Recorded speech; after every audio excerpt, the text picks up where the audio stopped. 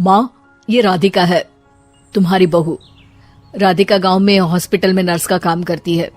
बस हम दोनों में दोस्ती हो गई और हमने शादी कर ली। राधिका, माँ के पैर छू। अरे चल हट नालायक।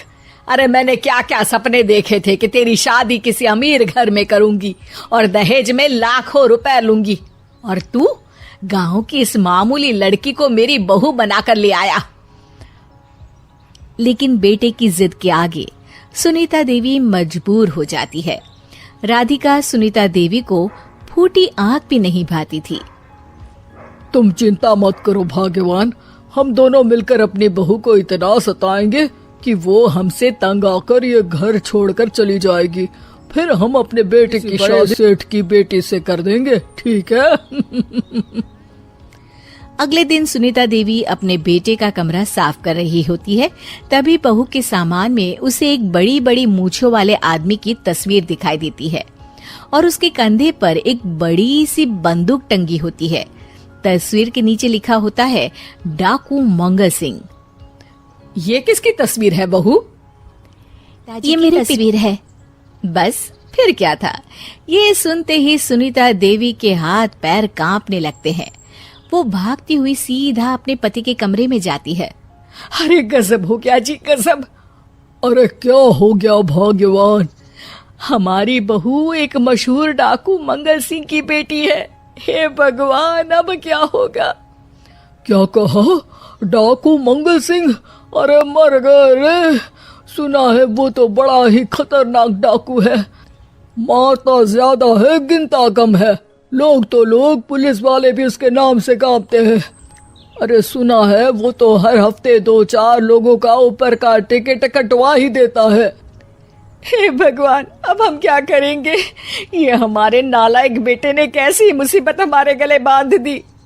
हाँ वो तो है, अगर हमने बहू को जरा भी तकलीफ दी तो उसका बाप मंगल सिंह हमें गोली से उड़ा देगा। अब जो मैं कहता हूँ उसे ध्यान से सुनो। तुम बहू से बिल्कुल घर के काम मत करवाना और ध्यान रहे उसे किसी प्रकार की तकलीफ नहीं होनी चाहिए, समझ गई ना? और ऐसा ही होता है। अगले दिन सुनीता देवी रसोई में खाना बना रही होती है कि तभी, ये क्या माँ जी, मेरे रहते आप खाना बना रही हैं? चलिए हटिए, मैं खाना बना देती हूँ। अरे नहीं नहीं बहू, तू यहाँ क्यों आ गई?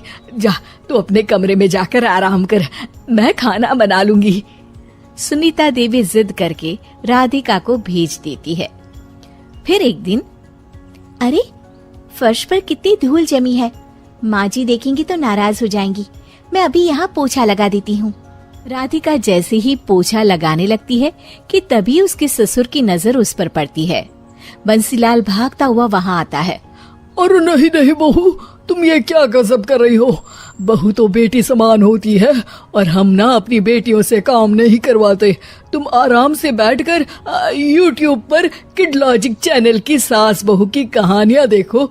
वो लोग ना बहुत अच्छी अच्छी कहानियाँ बनाते हैं। सच देखते हैं? अरे मैं तो रोज देखता हूँ। शहर की बहू तो मेरी फेवरेट कहानी है। हाँ, ये कहकर बंसीलाल पोछा लगाने लगता है। इस तरह राधिका के सास ससुर सारा दिन उसकी खुशामद में लगे रहते हैं और उसे किसी महारानी की तरह रखते थे। कैसा लगा बहू? पिज्जा टेस्टी तो है ना? अच्छा मीठे में क्या खाओ?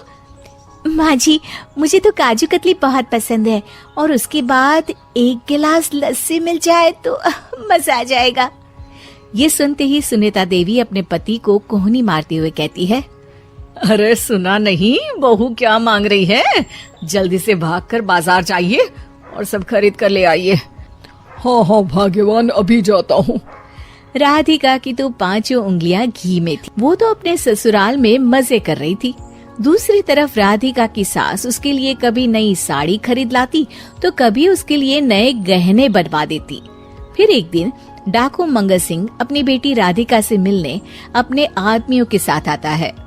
उन सबको देखते ही राधिका के सास ससुर डर के मारे कांपने लगते हैं।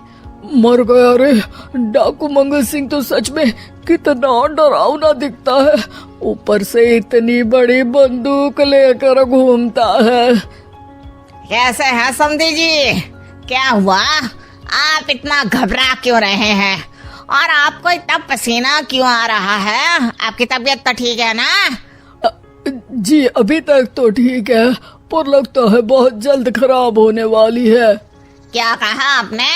जी कुछ नहीं, बताइए बताइए कैसे आना। दरअसल आज आपके शहर में हमारी नाटंकी मंडली का प्रोग्राम है, तो इसी बहाने सोचा बेटी का ससुराल भी देखता चलूं। ये सुनते ही राधिका के सास ससुर हैरान हो जाते हैं।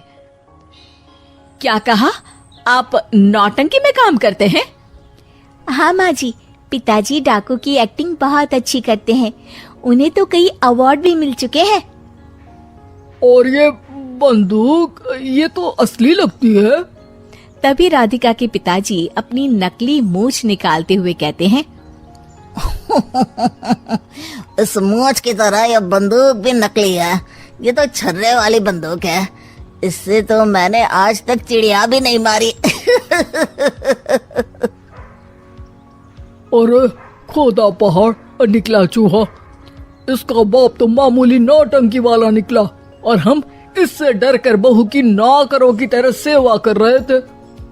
आपने सही कहा जी, इसके पीछे मेरे कितने पैसे खर्च हो गए, और काम कर करके मेरी तो कमर टूट गई सो अलग। अरे बहू, तूने अपने पिताजी के बारे में हमें पहले क्यों नहीं बताया? राधिका मुस्कुराते हुए कहती है, आपने तो कभी पूछा ही नहीं ना माँ जी।